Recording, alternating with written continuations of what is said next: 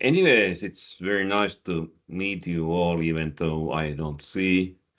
But far I know you hear me. My name is Hermann Alatalo. I'm born Finn, but quite international one.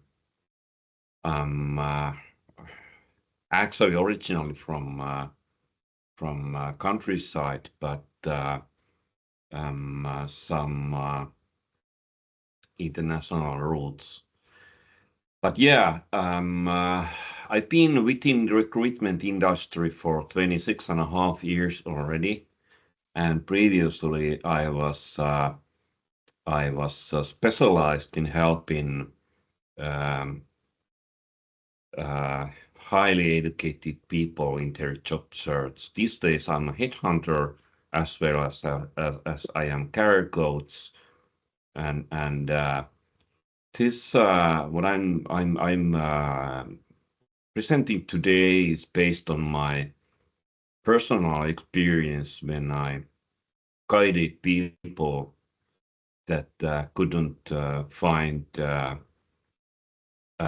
job on the open job market. I mean, um, advertised jobs market kind of. So I know a lot. I know tips and tricks, and I try to share my knowledge. I haven't done this within this short time, so maybe I forget something, and but afterwards I'm available in answering some questions. But yeah, Yeah, we're gonna do a Q&A at the very end. So if anybody has questions, just save them. And you can also put them into the chat so that we yeah. have them to refer to at the end as well, if that's what you want to do. But we'll get to the questions at the end. So Yeah, but I can't see I can't see the chat at the moment. that's But okay. yeah, I'll take care of that. yeah, I guess you can take care. Yeah. And as you see from the screen, you can find me in LinkedIn, and of course I would like to connect with you all.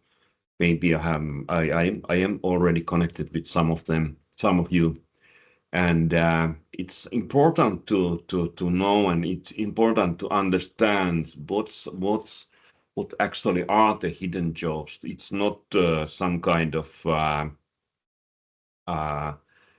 uh, gray market or something like that. It's just what companies do here in Finland as well as anywhere. Most of the positions are filled without any kind of campaigns in newspapers or uh, platforms or social media or something like that.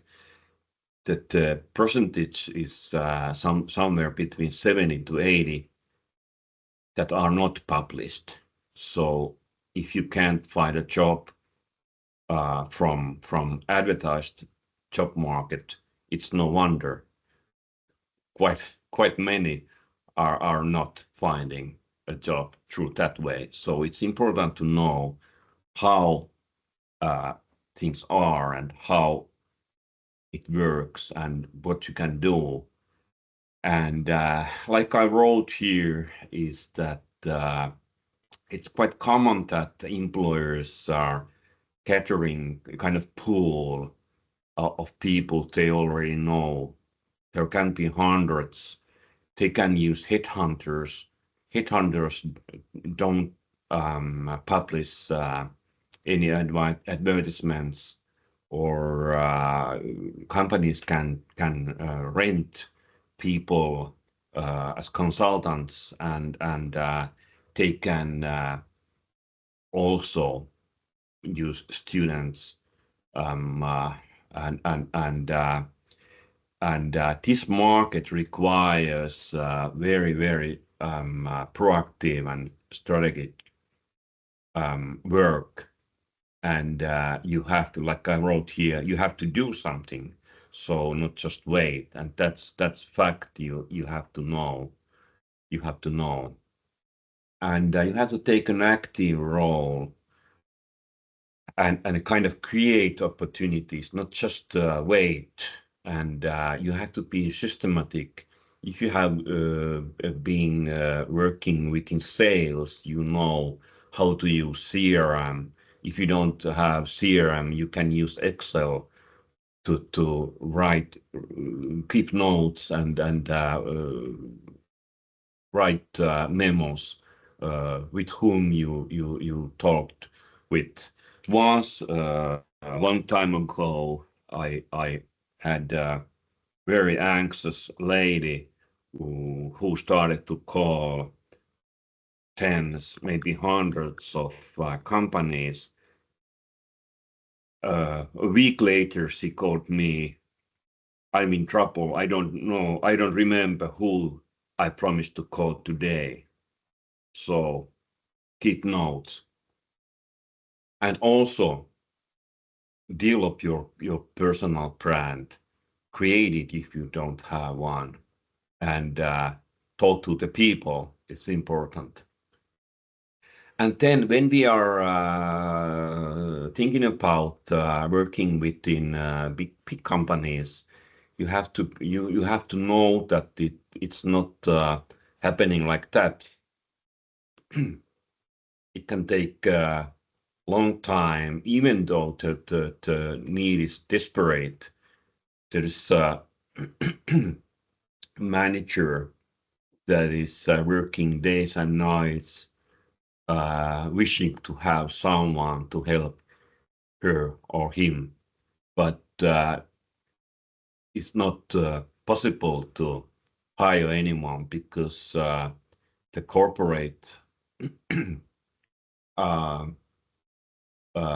way of make decisions is can be um, very slow and it takes time to uh, to to be able to start the recruitment process, and that's where a person that is looking for a job should be active to find that person who is in desperate need of someone, and for sure that person is interested to discuss with you, and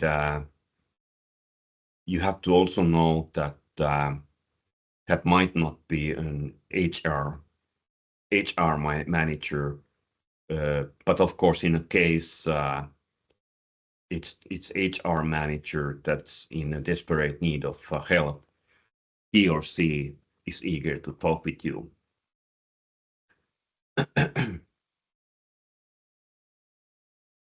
And yeah, like I just mentioned, you have to know to whom to talk to and identify the right contact persons and target them to open the discussion. And it's here LinkedIn comes in as a search tool. Maybe you have used that as a search tool, finding people by their name. I can't share my LinkedIn now, but for sure you can test if you never did. So there's a search field above, and instead of searching by name, search by a company. And as a result, you could choose people and bling a list of names working within that company. Maybe some people that have previously worked within the company are listed as well, but it doesn't matter. You can easily find um, people that could be your contact persons, and who would be your contact persons would be the people that would be your supervisors. For example, if you are, uh, let's say, uh, accountant, who to talk to is financial manager, uh, director, or someone else by another other title. And if you are salesperson, you should communicate with sales directors. So it was that. But yeah, in general, it's not prohibited to participate in a parties like in this picture. They are having fun, but it's important to stay in touch with previous colleagues, supervisors, clients, and letting them know that you are looking for a job. And also, LinkedIn is a very very easy tool to inform people that you are open to work, and use that green circle there. Yeah, and what is important when considering these methods to start contacting companies is that you have to know what is your career goal, what are you targeting to on the job market. You can't call companies and ask if they got the job for you if you don't know what kind of a job you should be interested in, and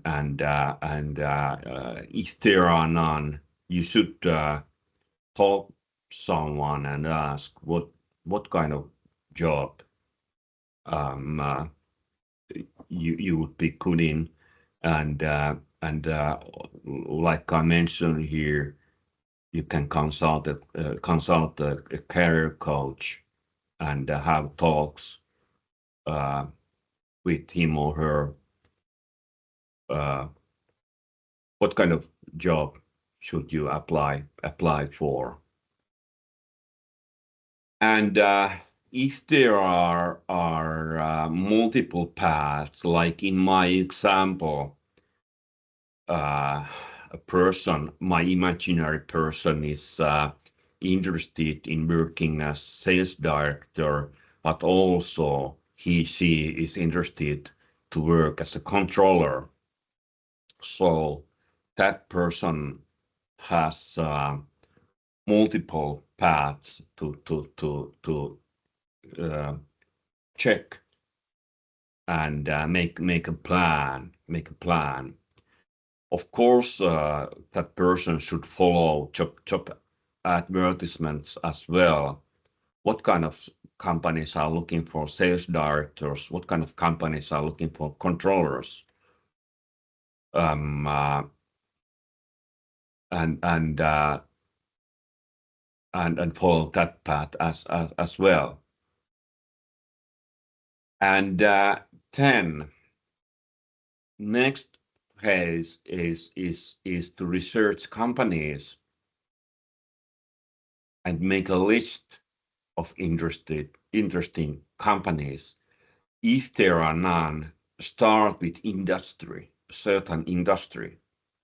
ICT maybe or something else, wholesale, and through that way, try to list companies that would match to your plan, and then identify those decision makers mentioned already and list them as well. And and I'm mentioning here I have mentioned LinkedIn a couple of times already, but of course, company websites are telling a lot, and public databases like Finnish, Finder, and Asiakastieto are giving some information about companies for free, what's their size, even decision makers. But I consider LinkedIn better tool in finding decision makers. And not to forget, I didn't mention it on my slide that if you know someone within these companies you are listing here, you could ask if your friend is working for Nokia and you are interested in possibilities within Nokia or Microsoft or whatever company, you can contact and ask who should I call, who should I message or email.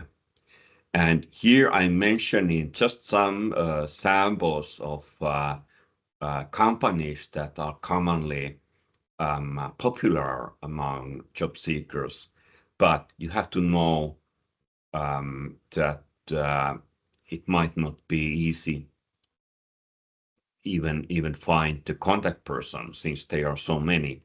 That's why I'm mentioning SMEs, small and mid-sized enterprises, since it's a lot easier to find and communicate straight with the managing director or whatever director. Just one phone call, and you might be in in an interesting discussion. This is just an example. These paths can be more than two. There can be 3 or 4 or 5 possibilities, or just one. Actually, it's easier if there's just one path kind of to go with. And next phase is to list the contact persons, and like I told, these examples, BB at Nokia and NN at ABB, are maybe not that much easy to contact as Mattis and Majas in Finnish small and mid-sized enterprises. Their numbers are quite commonly listed, and it's quite easy to find their straight numbers, phone numbers, and it's quite easy to contact through LinkedIn. And job seeker really in this life can contact through LinkedIn. Just be brave and send a contact request, and you can write that you are interested in job opportunities within your company, and so on. So it's just one way to get them to consider you as employee.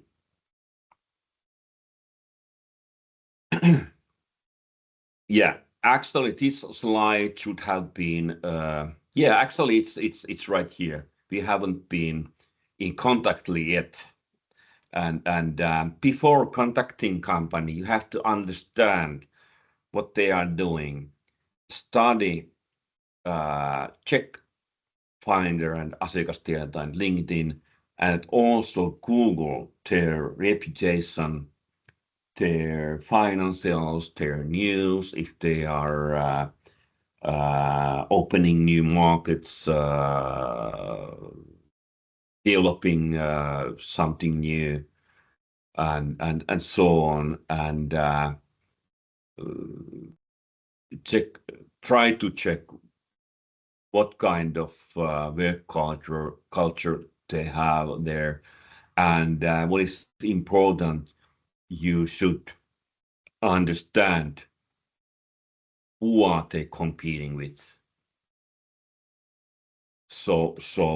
With bigger companies, it might be easier, but with SMEs, you have to kind of do your homework before contacting, because it's important to have something to discuss with the potential employer, to tell them that already know, since you checked, you already know their competitors, their market, and so on. So it's just you have to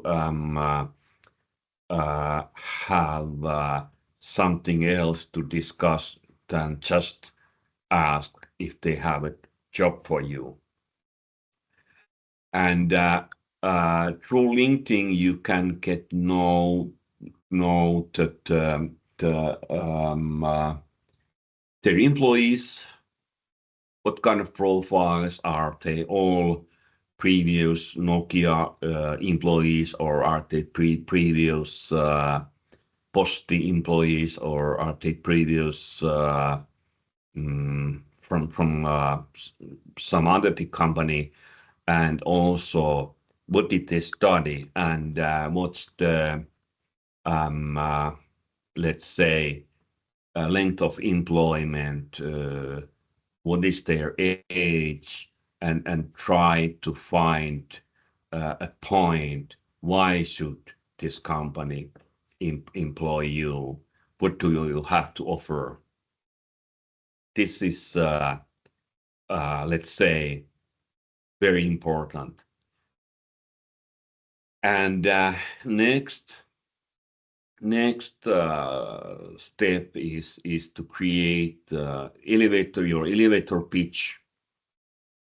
And I usually advise to create a short one, longer one, because if you call someone and he or she says that, yeah, I got plenty of time, so you have to be prepared to have a bit longer version of your elevator pitch, and also like I wrote here, what is your story? Prepare your story, because stories are selling. If your story is good, you might be in a better position in this competition. And short version is needed, for example, in a situation that you call someone in the morning, but he or she is not answering, but calls back 4 o'clock in the afternoon, and you are just on the port of kindergarten. It's easy to tell that yeah, thanks calling me back, but I'm not right now. I'm at the port of kindergarten to pick my children. But shortly, this is why I tried to contact you. Could I call you tomorrow, or should I send you something, and something like that? But it's important to answer the call, answer the phone. In general, in job search, it's important to be available.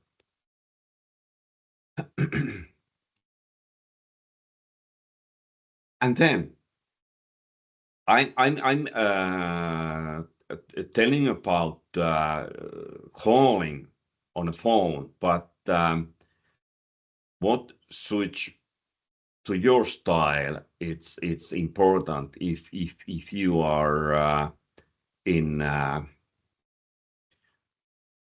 certain let's say profession.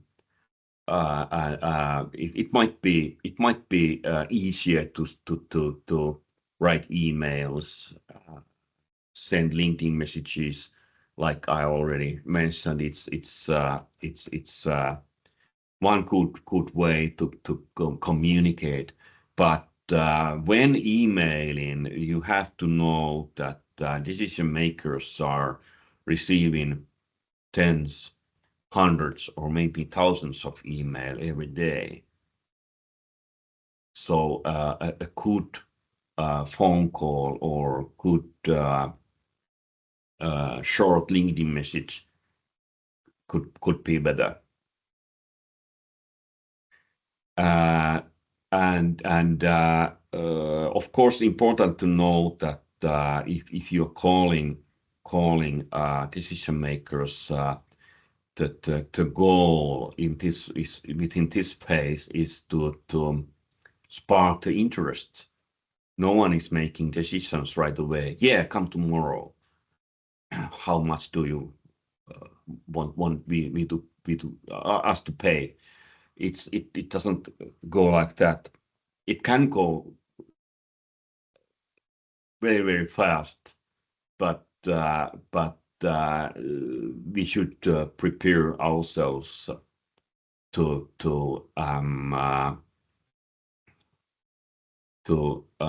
have many conversations, interviews, discussions before the decision. And here I tried to put everything within this short presentation, and the next one is important. Be specific in your proposal to avoid generic responses. Nice that you called. Could you call our HR manager in September? That's same as thanks, but no thanks. So make an offer and not just ask for work. That one I mentioned already. But the point here is that if you are able to reach someone, to have a phone conversation, 5 minutes, maybe 10 minutes, and it's an opportunity there. It shouldn't just end like that. Call September, call our HR manager. That's because it won't lead anywhere. So this is maybe the most difficult part here, and maybe it's not that easy to give the best instructions right now here. But if you're interested, I could try later to help with that part. Yeah.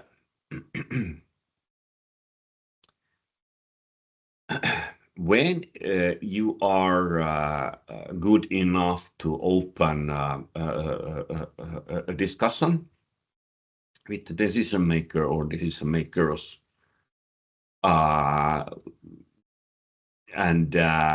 if you are telling them that you would like to be their accountant because this and this and this, or you could be their salesperson because this and this and that,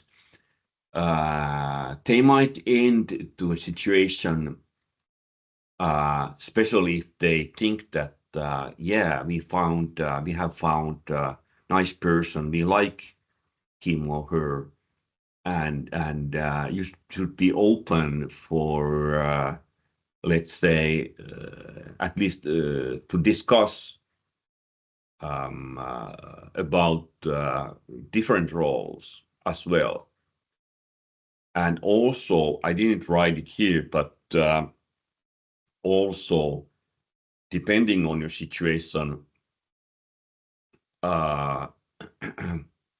short-term contract, part-time contract, maybe working as a consultant. It could open possibilities in the long run within the company.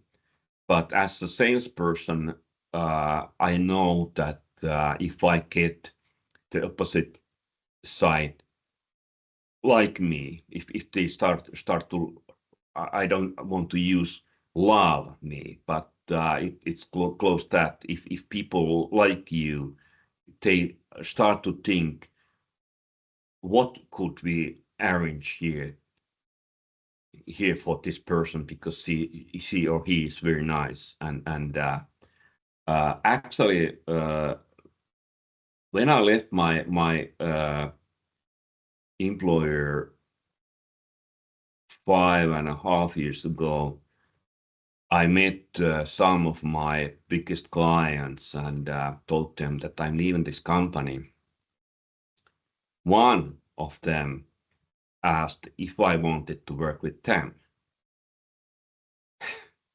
And why is that? Because they liked me. But I denied, because I wanted to start this business I'm doing at the moment, headhunting, career coaching.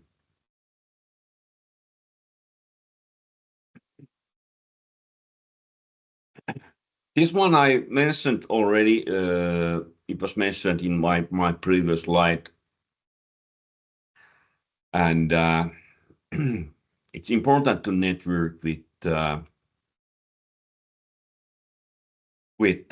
people you know already, and in this situation, looking for a job, you should connect and communicate with other people in the same kind of situation. Maybe you are doing it, and I don't know this organization too well, but I get to know much a while ago, and it's important to have a meeting, gather with the people, other people looking for a job, and because it helps, it really helps.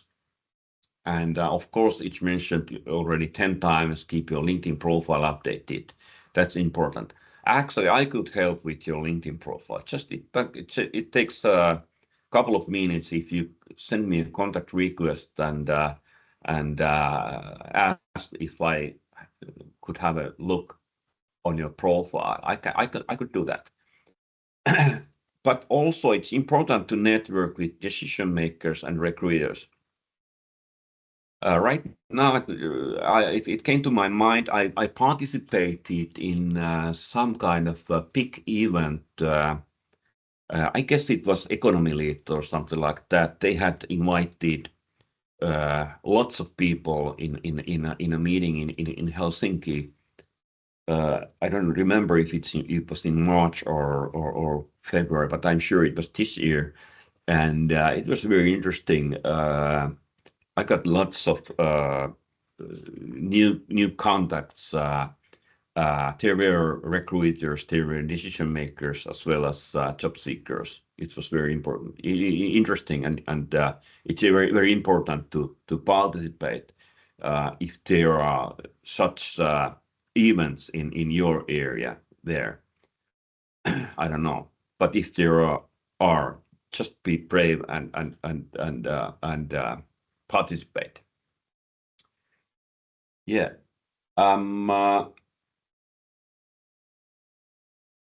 Yeah.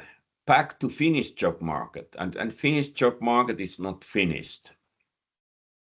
It's important to know the economy is growing again. We have been in a not too good situation for 17 years, or it's just this war, or it's not just this recession recently. It's not just this COVID-19 time. It started already 2009 or so, and Finnish economy has not been good ever since, and we are. I am sure that our economy is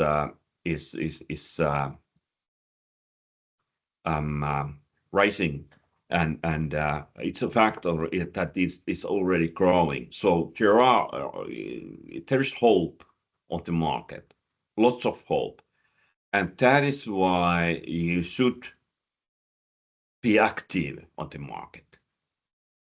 Make a plan and start to call companies. Widen your network. And I know as a Finn that our language is completely different than, let's say, any other language.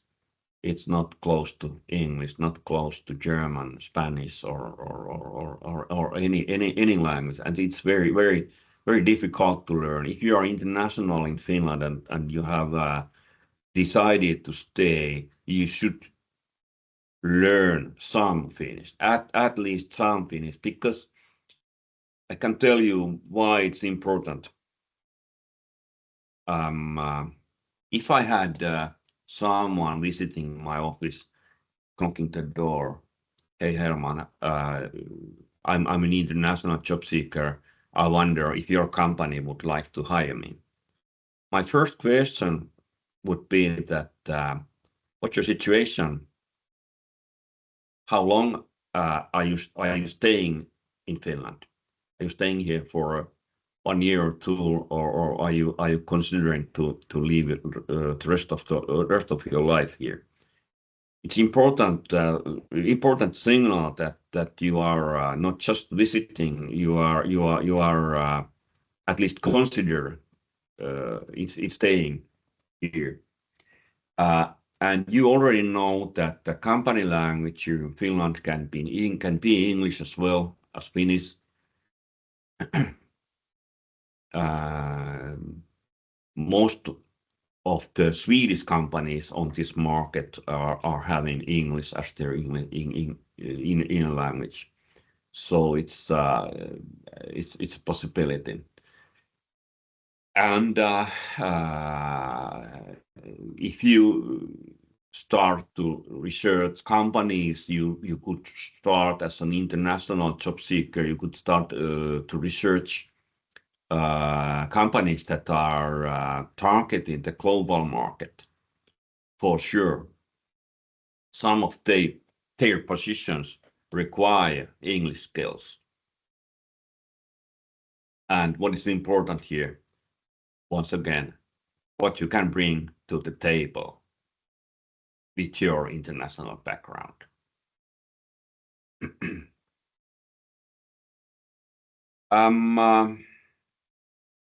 Like I told in the beginning, I wasn't too prepared to keep this session in this short schedule, and now I'm surprised that I've got only my last slide here after speaking 30 minutes or so. But usually this session takes 2 hours or so, because then it's possible to go through some examples and tell some stories and so. But this time maybe we could have discussion, and maybe you have questions. And here are my companies I'm working with my coaching company, my headhunting company, and Finland Work is my staffing company.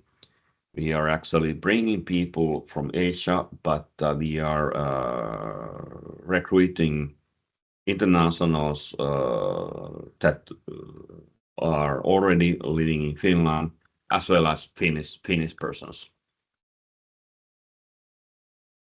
But yeah, maybe some questions.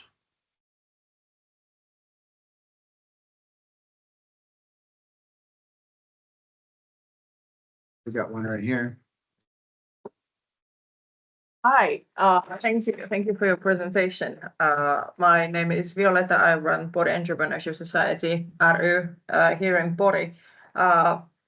Great to hear a lot on the points, but one thing that comes to mind that I'll be curious to hear your point of view is,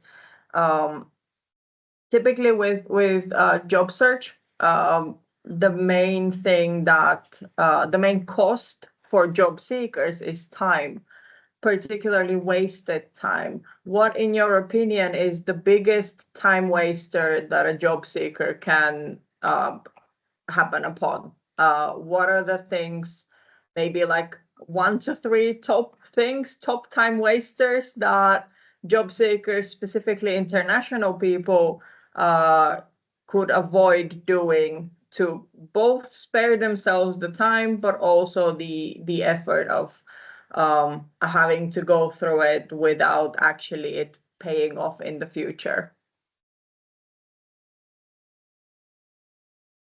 I'm not sure if I got the point. What are the 1 to 3 top time wasters for job seekers, particularly international job seekers? What are the 3 things that people spend or people could spend a lot of time doing, but the payoff of them is very little when it comes to actually securing a job at the end? In general, or do you mean based on this presentation? I think in general, in your opinion. I think it's a lack of the information in general about possibilities, industries, companies, company culture. If I get your question right. They're not doing their homework enough. They are not, yeah, that's the point. Do your homework. It's very important, and have a conversation with others, other job seekers, and have conversation with because everyone with international background also know some Finns. So ask Finnish friends that what kind of companies they know within a certain industry or within some area or so. Thank you. Yeah, thanks. But let's say I think it's also, if someone is active, it's also quite easy to find help here in Finland. I mean, free of charge help, and guys like Matt there, and there are lots of people that would be eager to help. And actually, why I'm so eager to help it's just it's based on long experience within this industry and within work life in general. After 40 years or so, Finnish work life, I have seen a lot, and I have, let's say, met thousands of people, and people have their networks and know other people, and it's quite common that if I have helped someone, it pays back one day. And it's the same thinking with others that are eager to help, for sure. They are not taking your money, but hoping that they have through helping others, they will gain some business.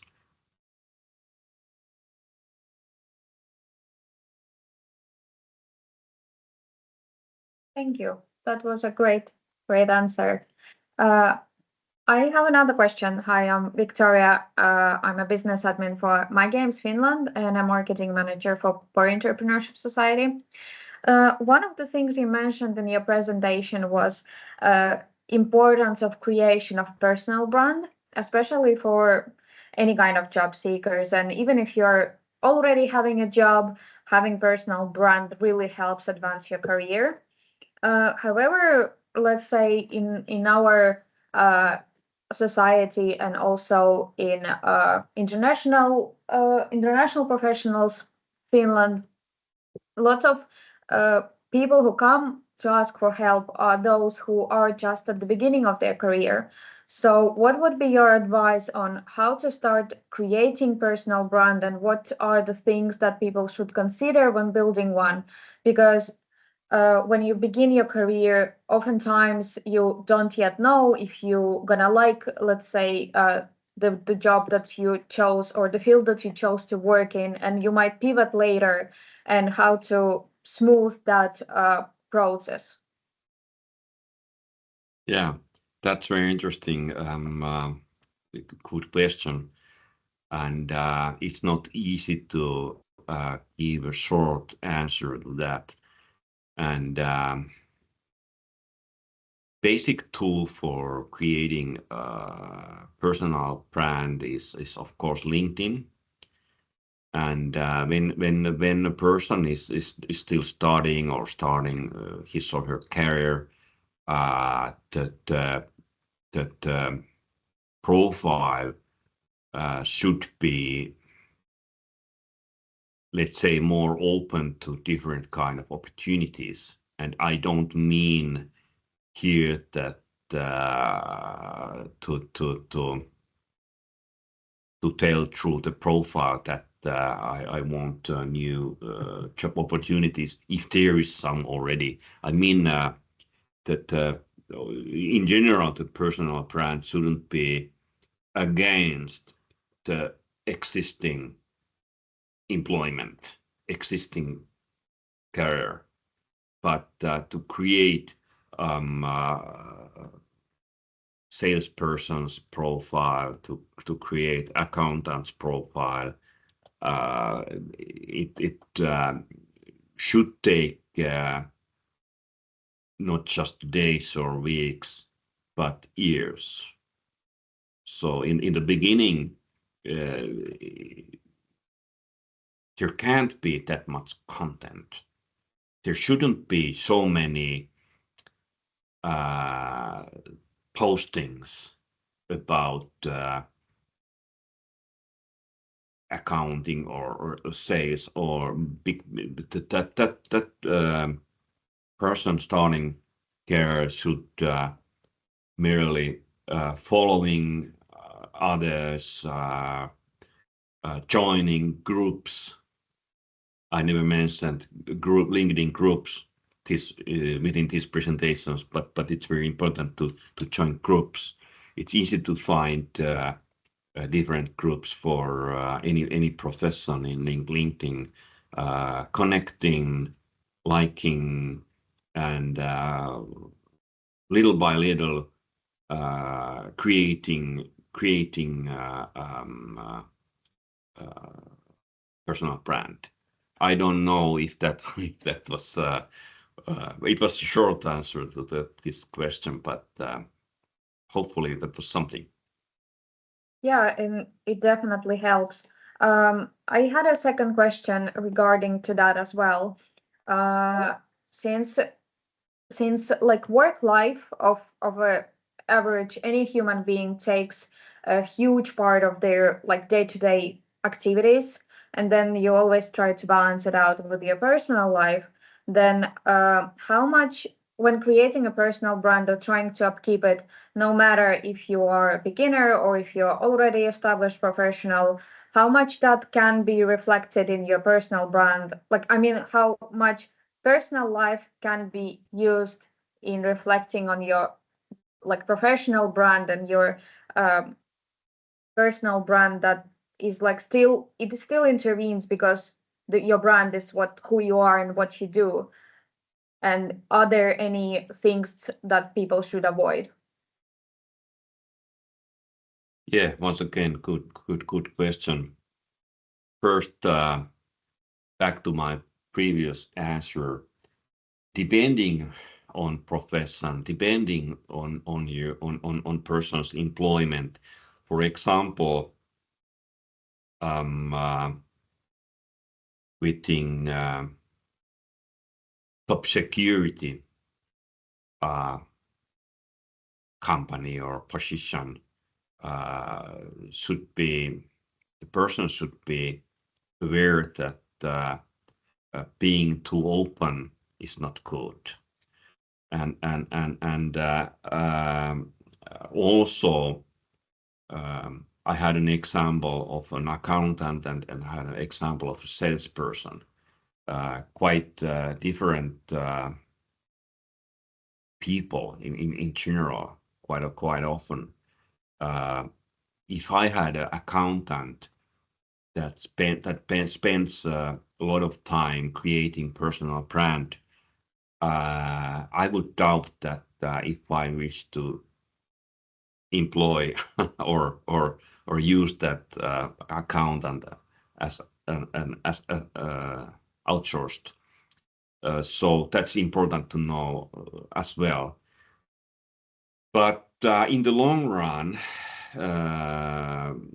even though it was accounting or sales, especially in sales, the personal brand represents the company, and it's the company that should think that their people should have create great personal brand. But sorry, now I have to ask you to repeat the question because I forgot it. I started from too far. Yeah, my question was, how can people use their personal life and building their brand for profession, and what to avoid? Yeah. For example, if someone's hobby is horse riding, it's quite easy to create a personal brand that hey, I'm horse riding during my spare time, not during my work day, of course, weekends, evenings. Because that tells a lot about the person.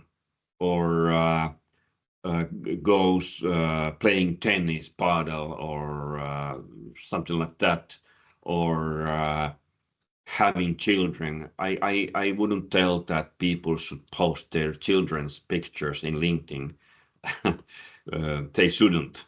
But if they love children, if they are mothers, fathers, they could kind of soften their personal brand and tell the others in their network that they are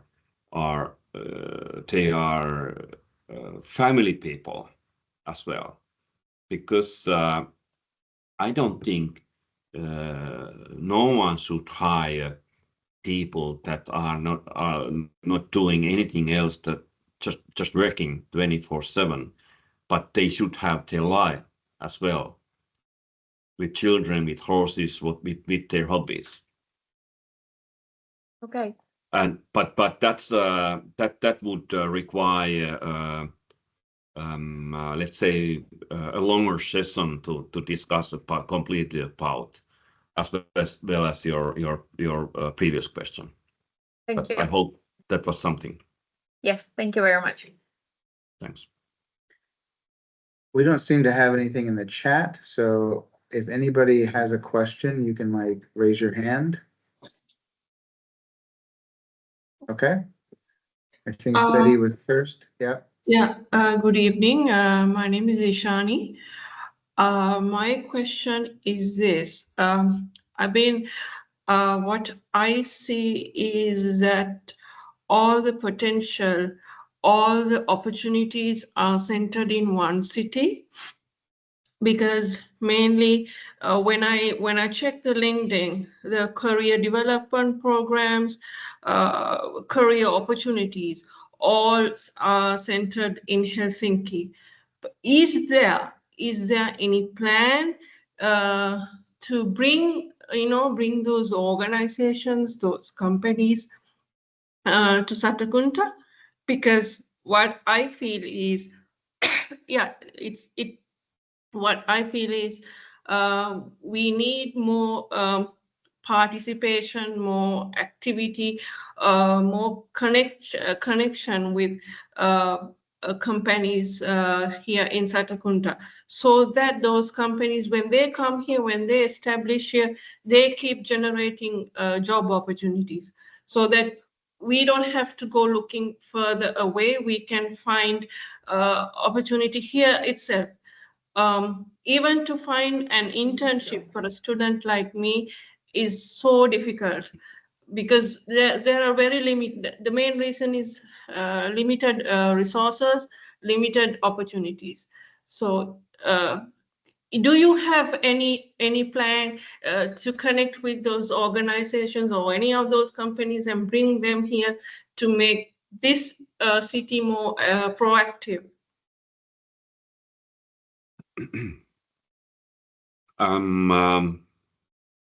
I start by telling that at the moment it's not easy for anyone to find internship. It's not easy for anyone to find a job. But yeah, I've been within Finnish job market for 26 and a half years, and my career in completeness has been 40 years. So I know that quite many opportunities are here in this area. I'm in Vantaa at the moment, and close to Helsinki. But let's say thanks COVID-19, many companies opened offices in new cities like Jyväskylä, Kuopio, and cities like that. And also I know Satakunta area, Pori, Rauma, and Turku is 70-80 kilometers away or something like that.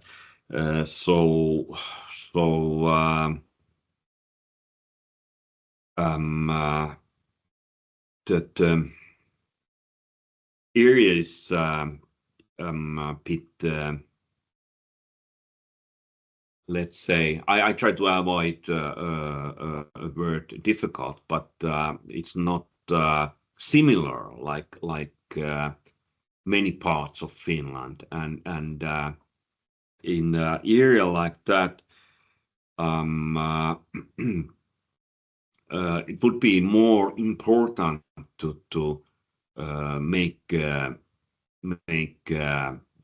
research about different industries, different companies, and their needs, and then try to contact right company, right way, with right timing. And my personal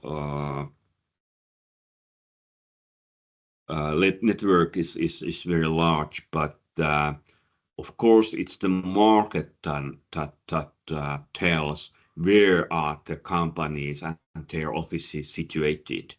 There are lots of industrial companies on the west coast, and some of them are close to Pori, Rauma, and that area. And I would consider making deeper research there. I don't know how much you have done this far, but I would think that would be the key to find something. And also now mentioning that, what I try to include to my presentation here is that the decision maker usually likes people that are active. And what that means to be active, it's not just asking for a job, calling, emailing, messaging, but telling something about them that makes decision makers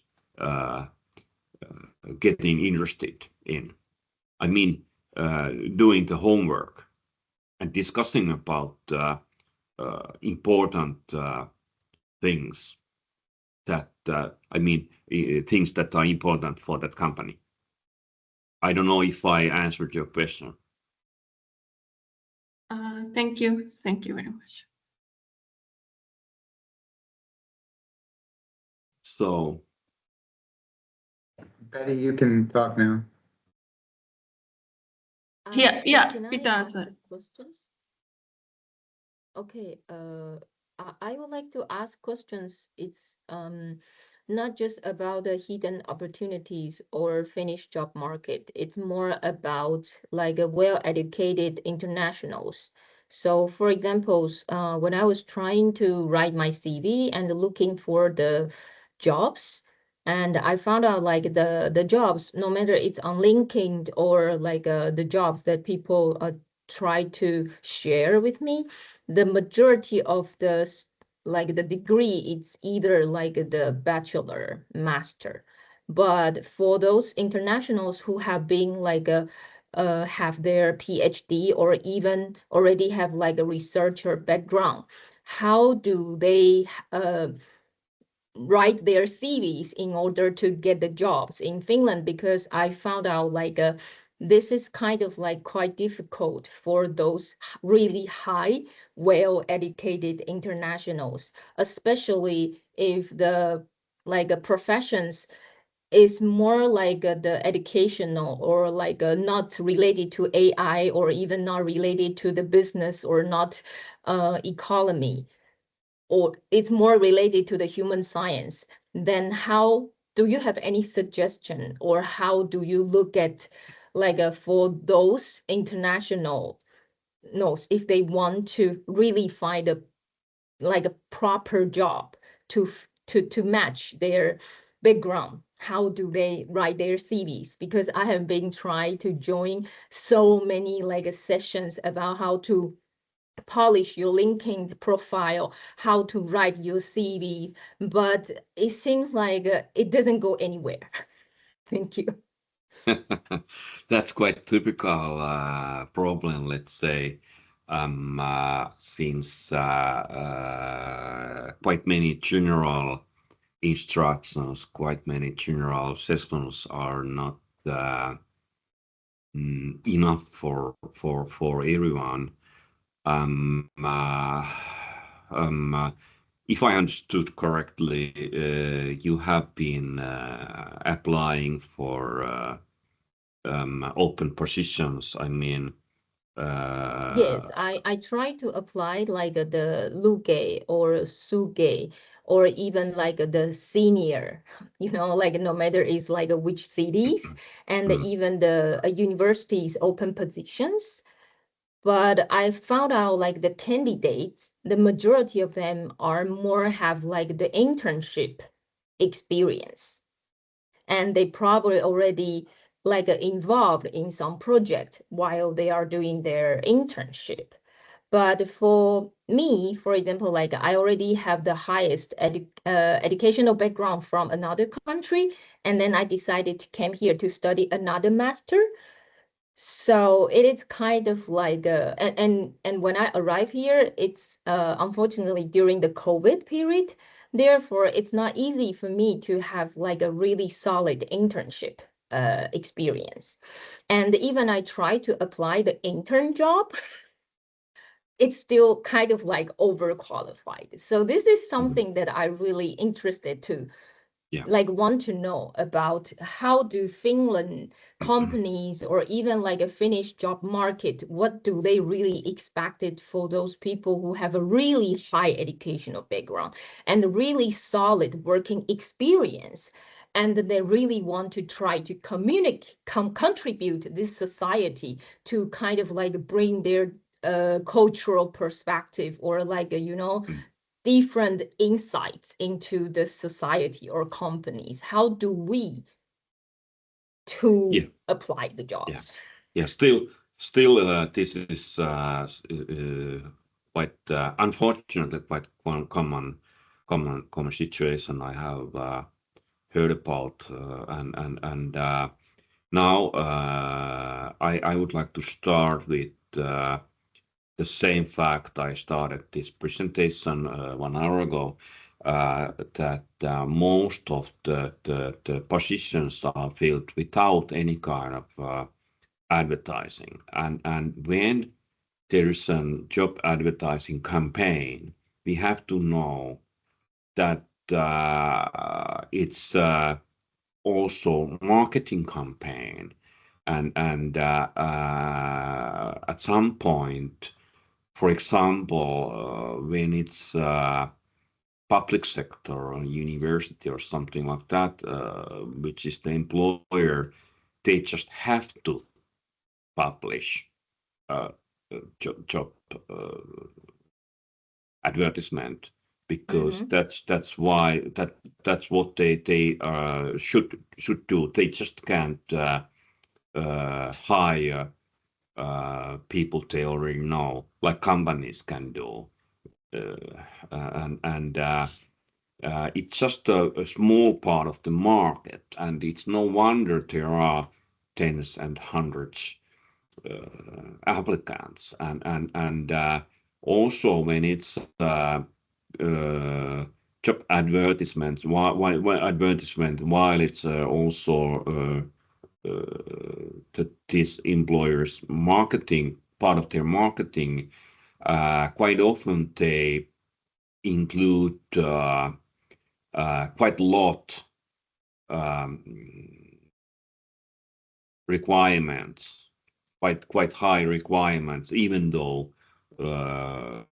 this all is not needed. And typically then many of the applicants are overqualified, and it's a typical situation. I have coached many PhDs and other with many with 2 or 3 degrees, and it's a typical situation, and the right way just should be found through certain strategy and certain methods. And this short answer to your question doesn't allow me to go any deeper here, but I know the problem. I know what you're talking about. Yeah, okay, thank you.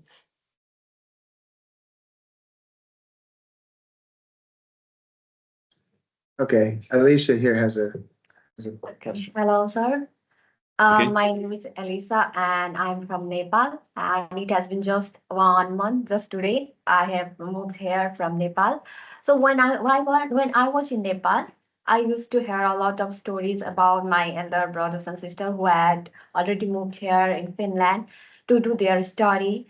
But most of them used to be very frustrated during their whole study time because they didn't even used to get any part-time job. And now I'm also here. So since the day I arrived here, I try a lot to do more research and contact people in Finland. And somewhere I also contact them in phone call, like in near cafes and restaurants. And of course, there was the language problem. Though many of them become able to answer in English, that was quite helpful for me. But I think for the international people, most of the students who are studying in Finland are suffering from unemployment, and it has given a kind of frustration for them. Because of which they are taking leave in their study, and some of them are planning to shift in work visa if they got sponsorship. It is not. I think working here is not only a matter of money. I think it's also a part of socialization. We like to work with other people, with the Finnish people, because to socialize ourselves in a new environment. Because I think while staying in the foreign country, we have to know the lifestyle, we have to know the culture, we have to know the system of the country. So I think working is very important because for the socialization also. So since I'm also new here, I would like to know some of the best methods from you some simple methods from which I can get a job easily here, a part-time job. And what is your background? Oh, in Nepal, I have done only my high school. I'm here for my bachelor's degree in nursing. You're studying now. Yeah, my class will start from August. Yeah, she You're just stud- moved here a month ago, so she'll be in the fall semester at SAMK. Yeah. Can you repeat what you're studying? Nursing. Nursing. Nursing. Yeah. Yeah. Nursing. Yeah. You for sure try to learn Finnish. Yeah. That- I do have basic Finnish because in Nepal I took a class of basic Finnish, so I can speak basic. But when I came here, I realized that that was not enough. That is not enough because Yeah. the way people speak is very different language that I learned in Nepal. Mhm. Yeah, Yeah. she's learned more of the formal Finnish, not the puhekieli so Yeah. much. So Yeah. now it's like learning a whole new language almost. Yeah. Yeah. And your question was to how to find an internship. Yeah, I mean, the students like me, how can we find job easily? I mean, not, it won't be easy, but what would be the best ways to find job here?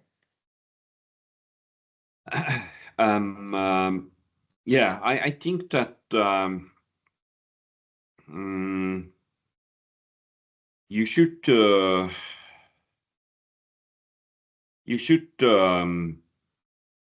check do some research about opportunities within nursing, within don't remember the term, but within the field that what kind of opportunities there are other than just hospitals or terveyskeskus, maybe some companies, maybe some elderly care, but of course, most of the elderly care companies need Finnish or Swedish. But I'm sure that by being active, contacting a lot, opening discussions, you will get something. I'm sure about that. That was a short answer because it also it once again it would need a longer discussion to get somewhere.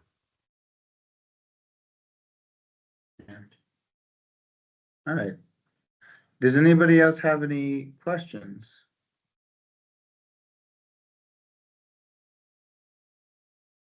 Not seeing any though, so. Yes. The Oh. last one questions. Okay. So I would like to ask, because some people suggest me, I could kind of like erase my highest educational background, just keep my master degree, study here to kind of like present what's my educational background. Would you suggest that one as well? Like take out all of my like the highest, for example, PhD or even postdoc experience or some working like in the research center and just keep the masters. Then it would be better and easy to find jobs here in Finland.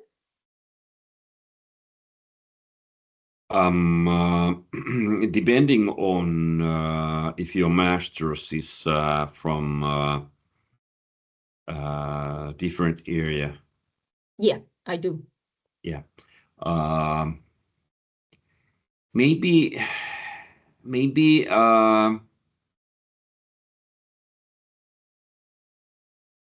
if you're applying, if you're sending an application, in your application, if that was the case, in an application, maybe you could leave the PhD away, but in your CV, you shouldn't.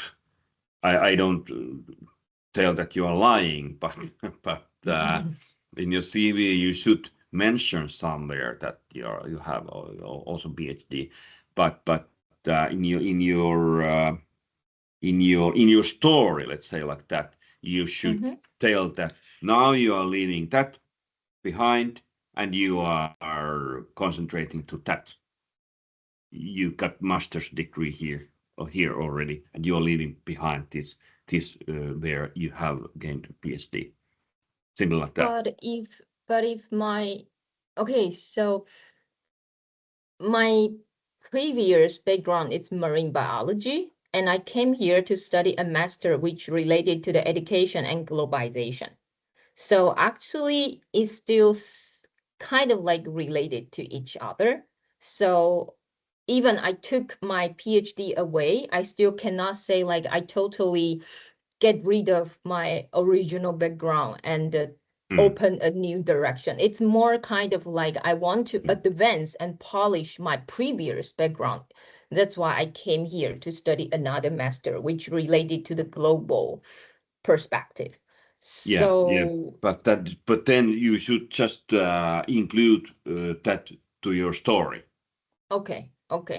Yeah, no, now you first you have to get an opportunity to be interviewed, to have a discussion with someone, and then to have an opportunity to tell your story. Okay. Now I think I should see your CV or at least your LinkedIn profile to give more let's say specific answer. Yeah, I sent you the connection already. Yeah. I have received quite many, but I will accept and reply everyone. I promise. There are not too many attended. Okay, So thank you. I can. Yes, thanks. Yeah. At least I'm happy with this evening, and I had some technical issues here since I couldn't stop sharing, but finally I found how to. I had something here which didn't work, but I like the discussion and I like the questions because these questions were not too easy to answer. I love difficult questions. That's why I guess I wanted to have this session to have this kind of discussions, and these are typical questions, typical situation I have faced many times before, and I try to help anyone that is contacting me after this, and because it's just where I think that by helping others, everything is possible. Yeah. We did get one more hand that popped up. If you want to take this one final question. Okay, shoot. Okay. So Yanni, yeah. Hi, sorry, I will be late for the question. I just want to know, in the most of the companies, they use AIs for filter the CVs. So, is there any key factors we should include in our CVs to get filtered? You mean ATS? Yeah. Yeah, most of the companies are using that, and it's also this question is not too easy to give a short answer. But actually, I have written a blog about ATS friendly resume, and also I'm about to publish a blog about this theme we have been discussing today. But back to the questions, ATS. The format, of course, must be PDF or DOCX docs. I would prefer PDF everywhere, and not too much graphic, but still it can be, let's say, nice looking CV, not just text, and it should also be yeah, easy to read, and these days I would consider 1 to 2 pages instead of 4 to 5. It's also good for 8 years. Yeah. Not sure about that. Okay, thank you very much. All right. Thank you, everybody, for joining. Thank you, Hermann, so much for doing the presentation. Great questions, great content. Glad everybody could come and join us today. Thank you for you guys who came here as well. And so with that, I'll go ahead and close the meeting. If you have any parting words, go ahead. And Yeah. thank you in the chat. Yeah. I already thanked, but I enjoyed this session, and I really like to discuss about, like I already told that I wouldn't have liked if people had just only easy questions, and it was nice to have this kind of conversation, and this kind of difficult but typical questions, and I really wish I could help you all. So All right. Thank thanks. you so much. All right. All right. Have a good Yeah. evening. Everyone nice else evening. as well. Yeah. All righty. Yes. All right. Thanks. Bye-bye. Bye-bye.